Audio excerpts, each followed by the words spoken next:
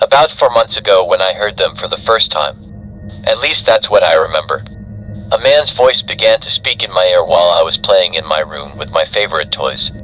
And that voice seemed to know the names of each one of my figures, not only of my cartoon toys, but also the names that I gave to those generic toys without form, without personality. He told me to do things. He told me what to do with the toys.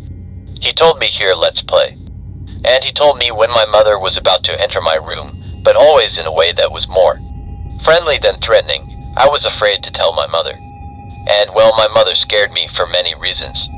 When I was a child, one extremely religious woman who even controlled what we watched on television, what comics we read, the games we played, and not only that, I mean that not only did she limit me or my cousin, she also controlled what my father, my cousin, some of them did.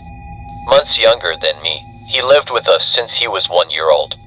When his parents died, I continued to hear that man's voice in my room every day.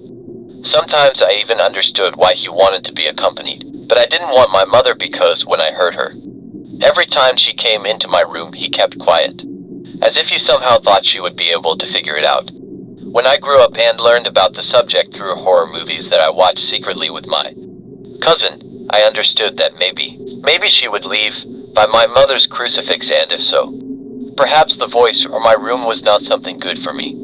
Despite that, it still did not cause me fear.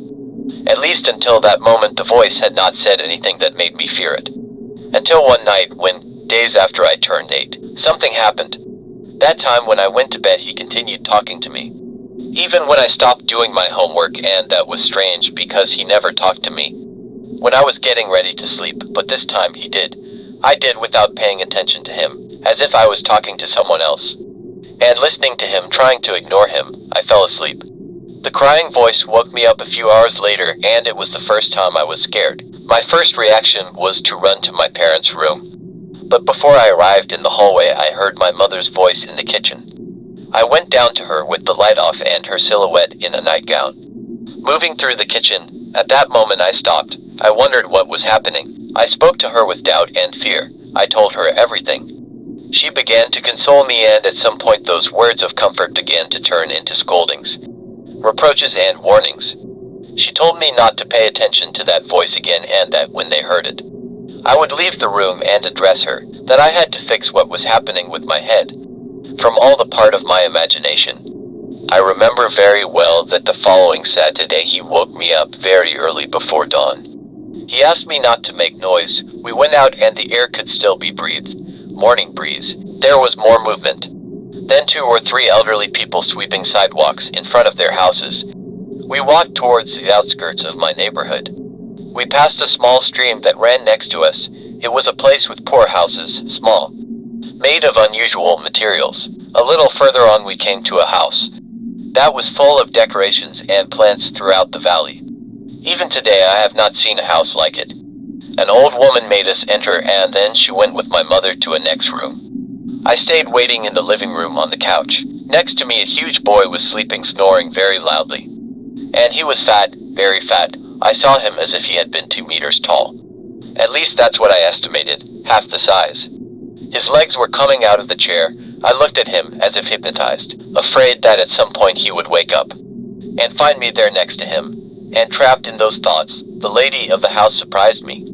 She gave me a tea with a strange taste to drink, but not unpleasant, and there were flowers in it. When I finished it, we left the house. We came back, and my dad still didn't get up. And my cousin was in the living room watching cartoons, and he asked us where we had gone. And my mom said that for some reason I had breakfast, and I knew then that what we had done was a kind of secret. I never heard the man's voice again. They still continued to give me tea from time to time. When I thought about that, I began to understand that my mother has sought to protect me.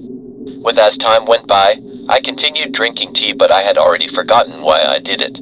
Initially, the man's voice in my room began to become a blurry memory, as if it had only been part of a dream. My mother died in January of last year after an illness that consumed her at a tremendous speed. She lost much of her hair and lost weight in an abnormal way, so painful, so terrifying that I would have liked to be able to erase it completely from my memory. But so with that image, with that vision, she began to appear at night in the house, sitting in the living room, walking through the kitchen, always letting herself be seen for a few seconds in which we could distinguish her very clearly. And then fading away. She could almost always see in this is the slight smile but with angry eyes, as if she wanted to show that she was fine, but at the same time to harm us as always. Perhaps being so exaggeratedly strict even after having left her body, having left this life. At least that is what I wanted to think. Months after his death, my father took me and my cousin to eat. He seemed nervous to me. My cousin also showed some anxiety. I felt that they had something to tell me, and so it was. My father had had a lot of problems with his mental health from a very young age. Shortly after marrying my mother, when I was born, they agreed to go to a specialist friend of my mother who prescribed them some pills to avoid the problems he had. When she died, my father was so devastated that he did not go to his punctual appointment as in recent years to pick up this medication with my mother's doctor friend. Without constant pressure from her, he finally decided to change. He approached a psychiatrist who had known him for years, and he told him what had been happening to him. My father did not go into details, but told us that the doctor asked him to stop taking those medications immediately.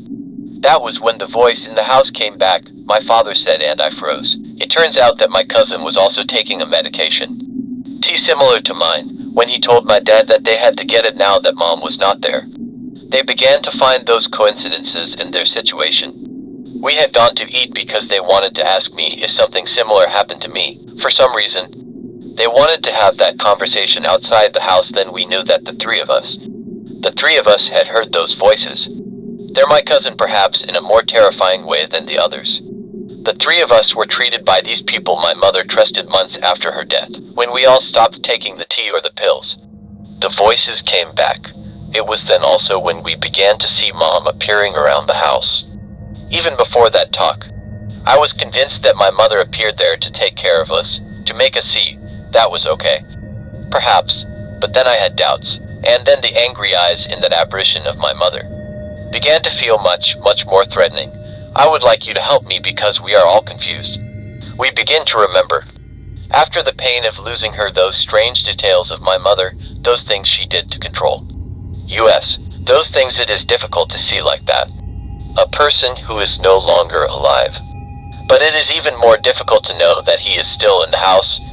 Deep down we continue behaving in the same way as when she was alive. The voices are becoming clearer and clearer. I don't know if they are from some evil being, from some spirit perhaps that only seeks to tell us something, or it could be that we are just losing our minds. It is precisely what we are trying to discover. Now, thank you for reading my story.